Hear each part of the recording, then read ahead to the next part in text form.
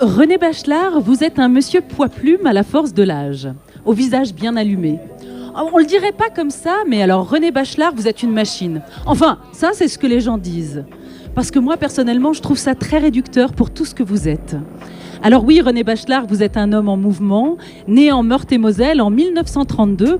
Vous avez souvent bougé lors de votre enfance, soit pour la santé d'un proche ou pour suivre votre papa qui était militaire. À 13 ans, le 15 août 1945, vous étiez à Draguignan. Et vous vous souvenez vivement du débarquement des Américains qui ont installé leur logistique dans la base militaire, justement. Une machine, ça ne se serait pas souvenu de ça. Mais bon, bref.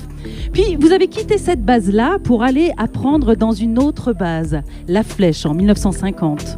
Alors, vous avez appris dans l'armée de terre à être génie militaire. Alors bon, pour ceux qui sont aussi peu doués que moi, génie militaire, c'est un peu le côté ingénieur des ponts et chaussées, mais alors là, du coup, du côté version militaire. Et puis, en fin d'été 55, des collègues vous vantent les mérites du Queyras. Alors, vous partez en stage, qui avait plus l'air de vacances, en fait, et vous découvrez la montagne. Vous avez adoré. Pas très machine, ça, d'adorer. Mais bon. Alors, on vous susurre à l'oreille que Chamonix, ça pourrait encore vous plaire plus. Et comme vous aviez bien travaillé à refaire l'appartement de votre frère ou de votre père, je ne sais pas, vous aviez quelques sous en poche et vous vous êtes accordé quelques vacances à Chamonix. On est en septembre 1955. Et un soir, en sortant d'un match de hockey, vous rentriez à l'hôtel au Roma et devant vous, une jeune femme semblait se faire embêter par un gamin, un petit, un pas tout à fait jeune homme. N'écoutant que votre courage, vous foncez le pas et vous chassez le petit. Et évidemment, étant bon gentleman, vous raccompagnez la jeune femme chez elle en passant devant l'hôtel Le Roma, sans vous y arrêter bien sûr, mais tout de même en glissant à cette jeune femme que le 1er octobre, vous serez à Toul comme lieutenant. Et la jeune femme a apparemment été conquise par ce non-côté machine de vous, encore une fois, justement, la maline, elle vous a écrit. Sa lettre lui a été retournée parce que vous étiez inconnu au régiment. Mais bon, quand la vie s'y met, vous arrivez à vous écrire et de lettre en lettre, beaucoup de temps dans le sablier s'écoule entre guerre d'Algérie, le Sahara et un bout de vie militaire. Vous avez enfin épousé la jeune femme, Dany, en 1961.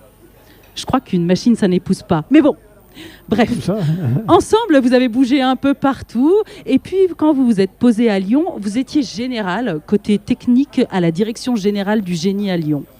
À 57 ans, c'est la retraite militaire, mais bon, ce n'est pas votre retraite, parce que vos connaissances, fortes de votre expérience, ont fait que Michel Noir vous a engagé pour la construction du périphérique Nord, celui qui est payant aujourd'hui, celui qui coupe les embouteillages. Eh bien, moi, je penserai à vous à chaque fois. Lors d'un séjour à Chamonix, sur le petit balcon nord, vous vous êtes mis à courir, comme ça. Et puis, vous avez couru le lendemain. Et puis, en rentrant à Lyon, un de vos collègues vous dit « Général, on va faire le semi-marathon ». Vous aviez vu les affiches ? Oui, pourquoi pas. Et l'été d'après, vous étiez à l'arrivée du Cross du Mont-Blanc, avec Fernand Mazinot. Alors ça vous impressionne, des gens qui courent comme ça, dans les montagnes, alors que vous courez à plat. Puis, de fil en aiguille, la vraie retraite arrive. Chamonix devient votre quotidien. Les foulées s'enchaînent et vous ne vous arrêtez plus. Vous cherchez à vous occuper. Alors, il y a la chorale du prieuré. Vous aimez ça, chanter. Et puis, après une répétition, vous vous pointez à l'Assemblée générale de la CMBM. Et puis, il n'y a plus de président. Et ça tergiverse, et ça vous ennuie. Et ça, René Bachelard, il n'aime pas trop quand ça tergiverse. C'est mal programmé, ça, pour une machine. Mais bon, bref, vous vous lancez. J'y connais rien, moi, aux associations, mais je veux bien aider. Vous êtes donc président, et c'est comme ça qu'avec Catherine et Michel Poletti, avec l'aide du Club des sports de Chamonix, vous avez créé l'UTMB. Et comme vous l'avez créé, vous l'avez couru. Et vous courez toujours. Et depuis peu, votre grand plaisir est de courir avec votre mari. Votre fille. Oui, c'est un sourire de la vallée à pattes, oui, votre mari. Et vous êtes fier de l'avoir contaminé. Alors, la machine, le papa Duracell, comme vous appelle votre fils Arnaud, un autre sourire à pattes de la vallée, enlevé en Toscane. Oui, d'une certaine façon, machine. Oui, vous courez. Mais bon, quand même, vous courez quand même pas non plus depuis si longtemps. Vous avez commencé à courir à 60 ans. Et aujourd'hui, vous avez 88 ans. Ça fait finalement que 28 ans que vous courez. Oui. Alors évidemment, oui, ça c'est hors norme, c'est assez incroyable. Mais excusez-moi, mais ça ne fait pas de vous une machine, René Bachelard. Non, vous êtes bien mieux qu'une machine. Vous êtes un vrai génialissime humain. Et dans Rancard, on adore ça. Bonsoir René. Bonsoir, bonsoir à tous. C'est formidable. Vous avez bien fait poétiquement toute une vie de 88 ans, quand même. C'est pas mal. J'ai fait court, parce qu'il y avait tellement de choses à dire. J'ai dû me couper. C'est très bien, c'est très bien. Alors, courir, ça fait quoi, René? Ça fait plaisir. C'est le plaisir de courir. C'est là que les gens ne comprennent pas forcément, quoi. On a vraiment... À part au début, quand on commence, on n'est pas très très bien, mais courir, surtout courir en montagne, c'est formidable. C'est formidable parce que ça demande une attention particulière. On est dans la course, on est présent, on est là, et on court, et on ne pense qu'à ça. On ne pense pas de tous les soucis qu'on peut avoir, et c'est une bonne solution pour éloigner tous les soucis de la vie. On est présent, on avance, on fait attention à ce qu'on est, concentré. On se force un peu. C'est la tête qui commande. La tête commande aux gens.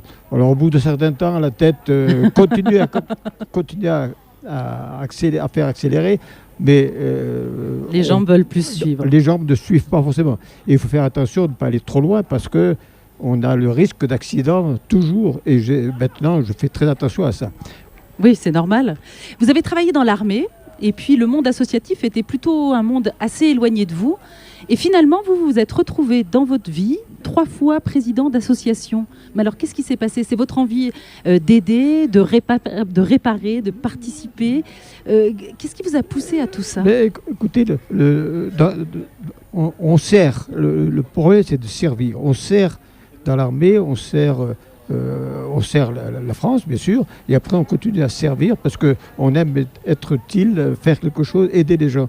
Et je pense que plus on vieillit, dès l'instant où on a perdu un emploi fixe, etc., à l'armée par exemple, je continuais, comme vous disiez tout à l'heure, à la communauté urbaine de Lyon, et après, après on risque de se sentir inutile.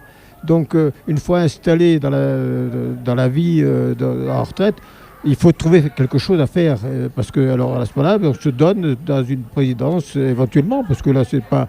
moi, je suis arrivé là par hasard, chaque fois d'ailleurs. Enfin, bon, c'était quoi les présidences? Vous nous rappelez un petit peu ou pas? J'étais président du CMBM, comme vous en parlez à certains moments, un peu par inadvertance, comme je le dis toujours.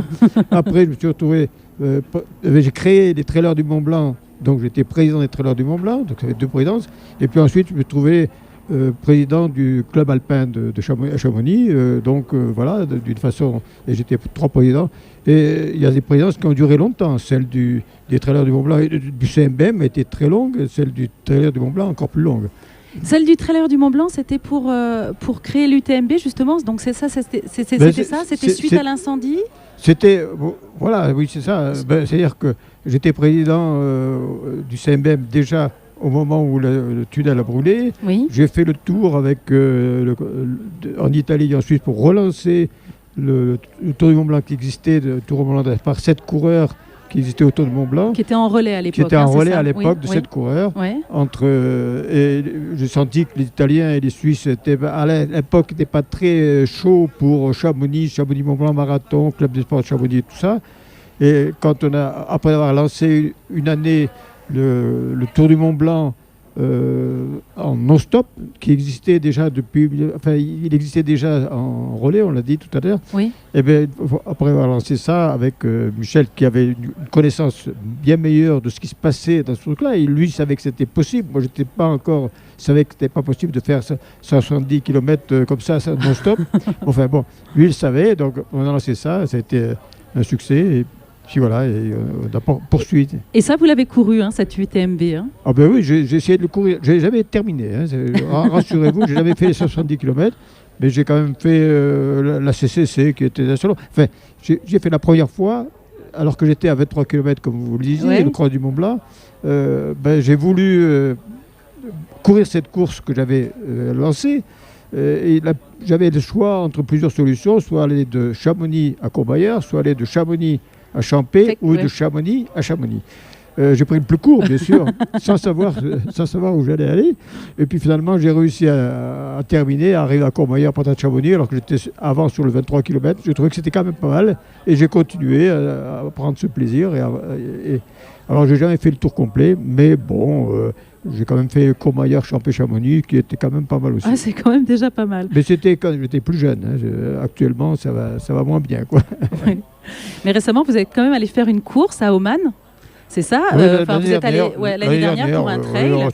Alors, qu'est-ce qui vous a plu vraiment dans ce voyage? C'était vraiment le trail ou c'était autre chose? Racontez-moi un peu. Un petit peu la course elle-même, enfin là, un petit peu mais surtout le dernier jour où j'ai pu passer sur la plage de Boscat. Et puis là, j'ai profité vraiment de la mer, du sable, et j'ai pu courir avec des jeunes Omanais, et ça me fait plaisir. Eux aussi, ils rigolaient, ils se foutaient peut-être de moi, j'en sais rien, mais ils avaient l'air d'avoir plaisir. Pour eux, c'était étonnant de voir un vieux courir avec eux. Ouais. Voilà, oui, c'est ça. Et vous avez couru du coup longtemps avec eux ou pas? Non, pas longtemps, parce que c'était quand même relativement pas facile, quoi. Voilà, d'accord. Pour eux. Alors moi, je pensais que courir, c'était un peu un plaisir solitaire. Mais vous m'avez dit que en fait, partager, de courir avec les gens, c'était ça qui vous plaisait. Bien sûr, oui. Les deux, de temps en temps, on aime être seul, de temps en temps, on aime bien courir avec d'autres, et c'est bien agréable de courir avec d'autres. Et puis il y a une question de sécurité aussi qui joue dans cette affaire-là. Quand on est plusieurs, s'il arrive un accident, ce qui peut toujours arriver, on a des gens qui sont là. Mais le plaisir est dans la course elle-même. Le plaisir est dans le chemin qu'on suit, dans la marche qu'on suit, dans l'effort que l'on fait, dans le but qu'on se donne. C'est ça le plaisir. Oui. D'accord. Donc c'est soit avec les autres, soit seul. Soit avec les autres, soit seul. Le plaisir est partagé, bien sûr. C'est plus agréable de le partager. Beaucoup plus agréable. Mais c'est de temps en temps plaisant de courir seul aussi. Alors sur votre page Facebook, j'ai lu ça. Vieillir, c'est désolant, c'est insupportable, c'est douloureux, c'est horrible, c'est déprimant, c'est mortel. Moi, j'ai préféré chiant parce que c'est un adjectif vigoureux qui ne fait pas triste. Vieillir, c'est chiant parce qu'on ne sait pas quand ça a commencé et puis qu'on sait encore moins quand ça finira. C'est un extrait d'un très beau texte de Bernard Pivot. Bon, alors l'âge, pour vous, moi j'ai l'impression que ça a l'air hyper facile, l'âge. Vous courez comme un lapin, là, en montagne. Et j'étais très étonnée de trouver ce texte sur votre compte Facebook. C'est difficile d'accepter de vieillir quand même? Vieillir, c'est toujours embêtant, quoi. C'est toujours embêtant de vieillir. Mais enfin, quand on vieillit pas trop mal, ça va quand même. Bah ouais, c'est vachement beau. Je vais pas me plaindre. Il y en a plein qui n'ont pas eu cette chance-là, quand même. Bien sûr. Oui, non, mais j'en profite. Quelquefois, je dis j'en profite honteusement, parce que j'en profite alors que d'autres ne peuvent pas en profiter. Bon, mais c'est comme ça. Je suis bien constitué, j'ai la santé. Il faut œuvrer, il faut y aller. Il faut y aller. Est-ce que vous me disiez qu'on se sent mieux quand on bouge que quand on reste... Tout à fait, oui, tout à fait. On est mieux debout qu'assis, on est mieux à courant que debout inutile. Ça va être un proverbe. Oui, René Bachelard, on est mieux debout qu'assis, on est mieux qu'en courant qu'immobile. Exactement. C'est très bien.